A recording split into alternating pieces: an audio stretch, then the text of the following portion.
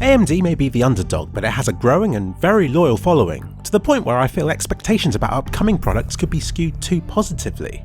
I don't want anybody to be disappointed come the release of Vega, so I hope to play devil's advocate and to try and consider the worst case scenario for the card. Information about the product is extremely limited right now, which is my excuse to speculate in this video. From what I've seen, AMD is in a position that it hasn't been in since ATI was a separate company. As in, its future processors actually look more competitive than the graphics cards.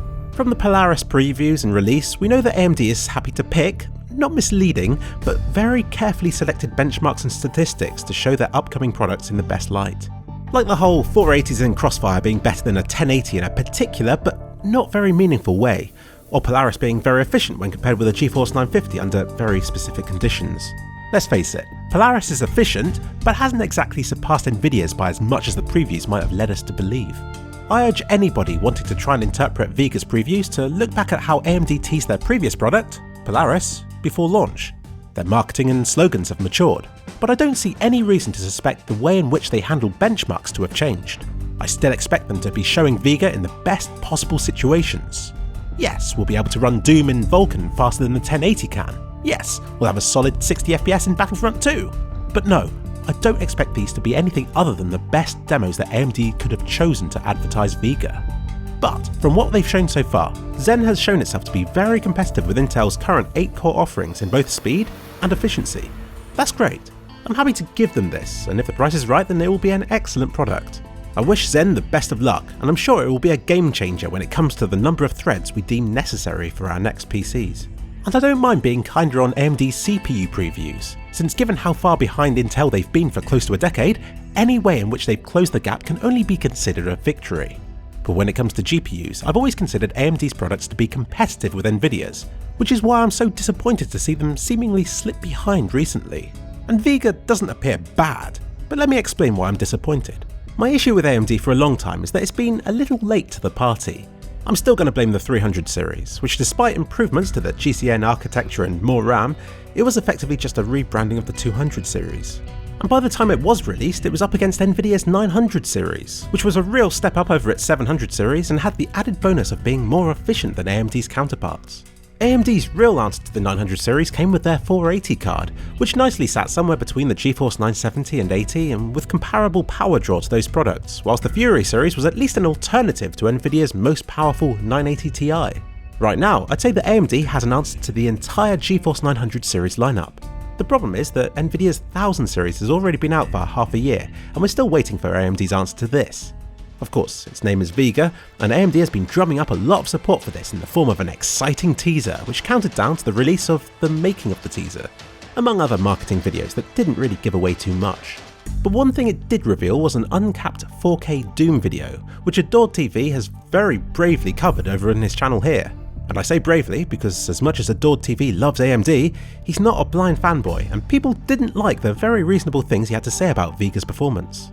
He clocked it about 10% faster than the Geforce 1080 series and pretty much said it's a case of too little, too late. Obviously AMD fanboys didn't like the sound of this, so twisted his point so much that he had to release a follow-up video to limit the damage these hyped up sheep could do to his channel. Talk about shooting the messenger. You see, I'm personally not too worked up about Vega right now. I'd rather have more information on it before making a video like this. But I've been appalled by just how much of an echo chamber the AMD subreddit has become. Positive speculation is quickly launched to the top of the page, then used as fact, whilst anything that gets in the way of the hype train gets attacked and criticised, often using the same methods of speculation that they disagree with using in the first place. I'm making this video just to show that I'm making a stand, not against AMD, but against the flock mentality that its followers are adopting. They dismiss other viewpoints, apply rose-tinted filters to every bit of information they receive, and chant in a huddle together as though doing so will guarantee AMD's success. And to see them attack Adored TV's methodical approach really does it for me, because watching his video, it reflects how I feel as well. AMD's problem is that Nvidia's 1000 series is actually pretty good. It's faster than their perfectly acceptable 900 series, and also more efficient. The only issue is that it's really overpriced, which is largely AMD's fault for not having a rival product out to push prices down. And you can say what you like about these inflated prices, but right now, these help AMD, as it means that price-conscious consumers in the market for Geforce 1080 levels of performance haven't yet taken the plunge, and may give their money to AMD instead once Vega finally comes out, provided it's competitive. As much as we'd all love for AMD to be hiding their best products and benchmarks from us, I'm not buying it. Showing Doom running on Vulkan has traditionally been AMD's strongest point, and I see no reason for this to change now. And Battlefront running at 4K might be pretty, but as Adored TV said, it isn't exactly the most taxing of benchmarks. I wouldn't be surprised if in most situations, Vega ended up being rather comparable to the 1080 in terms of performance. That's right, I think what we've seen so far are best case scenarios. You heard of AMD's Finewine Technology? AMD hasn't, but they've gained a reputation in the community for squeezing more performance out of their cards over time through driver updates, making their products age better than Nvidia's. Hence Finewine Technology. I think it's great that owning an AMD card means that it'll get better with age, but it also shows just how bad their drivers were upon release. Imagine if they could have looked that good when they first came out. This is, after all, when the cards are judged in reviews and when people decide whether to buy an AMD or Nvidia graphics card. But with this, we're relying on the future to provide these performance boosts, and the future is uncertain. Finewine is a great phenomenon, but I feel should only be used to describe benefits that have been realised, rather than to be relied upon to make existing products better in the future. I'd rather go with what we can see right now, indeed from stuff that AMD has handpicked to show us. That alone is giving them the benefit of the doubt. There's a reason that AMD chose now, and the benchmarks it selected, to showcase Vega, and it's not as if the Polaris previews were that different to the release day product either. Regardless, I appreciate that these teaser Vega videos are running on very early drivers that aren't even optimised for the Vega architecture, which is a radical redesign for AMD. For all we know, we could get 10, 30, 50% more performance out of these cards. I hope that we do, and for AMD's sake, I hope the performance boosts come out now, rather than 2 years later once the card has already been judged and surpassed by others.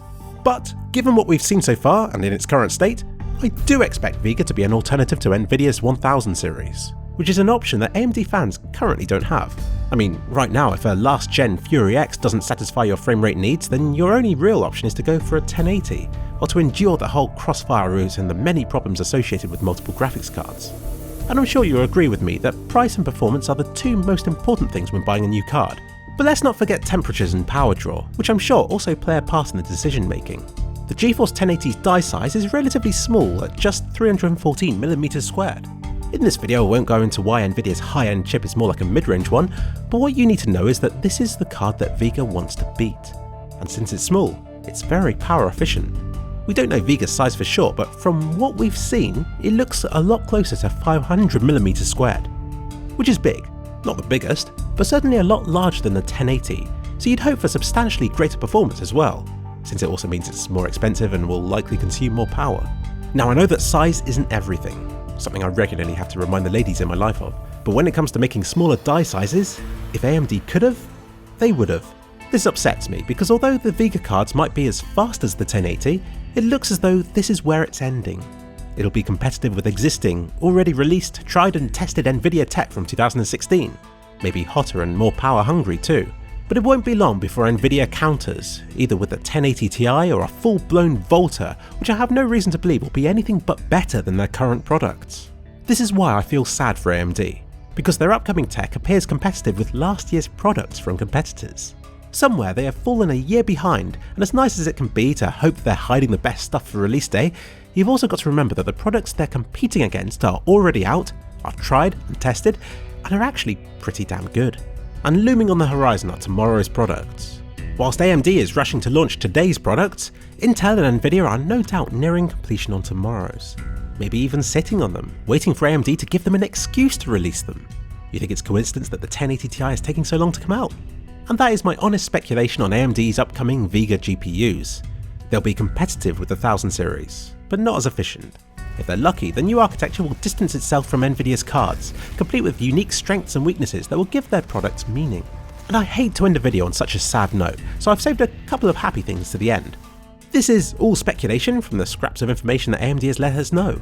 I've assumed it's the best they can show, but it could be that they're trying to trick Nvidia into letting their guard down and that the best is yet to come. AMD is famed for improving their drivers over time, and it could be that they get considerably more performance out of them later on. I just hope for something good come release day, because this is really when the product is judged and ultimately bought. And lastly, even if everything I say is true, releasing Vega will put AMD in a better situation than they're in right now, and will at least temporarily provide us with an alternative to any Nvidia product we might have wanted. The Relive drivers are a huge step in the right direction. I'm so pleased that they finally got something like Shadowplay for us YouTubers. And as Adored TV discovered not long ago, public support for AMD is stronger than ever, bordering on fanatical. People want the company to succeed, and just like the Radeon 480 before it, I'm sure that people will see the benefits that Vega brings to the table. Provided it isn't a total disaster of a card, I'm sure that its performance and price point will become the new golden standard by which everything will be judged in 2017. Plus, Zen looks awesome.